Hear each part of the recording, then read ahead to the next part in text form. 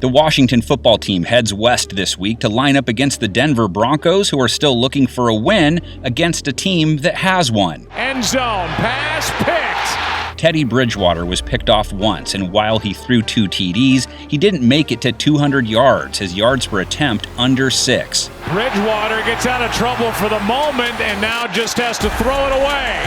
Bridgewater's numbers look solid enough for the season, but they haven't been good enough to snap the 4-game losing streak they're on, a streak that's seen Bridgewater's yards per attempt stay under 8 each game and only eclipsing 7 once, aka their O lacks explosiveness. Spinning off and nothing there. He also got sacked 2 more times, Denver giving up 3 sacks per game on average this season.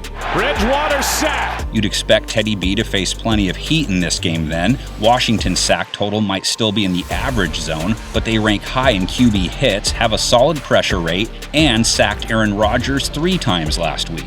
Immediately pressured and sacked. Despite those sacks, despite the pressure they've been able to apply though, it hasn't translated to good pass defense, either last week or this year. Adams is in! What a play! So let's flip it around now. Washington's signal caller isn't really coming in with fire emojis either. HEINICKE in trouble and sacked again! Taylor HEINICKE got beat up by the Packers defense, getting sacked 4 times and hit 9. He's gonna go down. They also picked him off once, held him to a sub-90 rating. To the end zone, picked off. He at least managed to throw for a decent number of yards, a lot of them going to Terry McLaurin, who's the focal point of their offense. HEINICKE lets it fly. McLaurin, end zone, touchdown. He'll see if he can get open against a Denver defense that played Cleveland's B squad well enough when it came to the pass. Pass is incomplete. Landry was wide open, but Keenum got hit. And they've more than held their own against most QBs in 2021. Keenum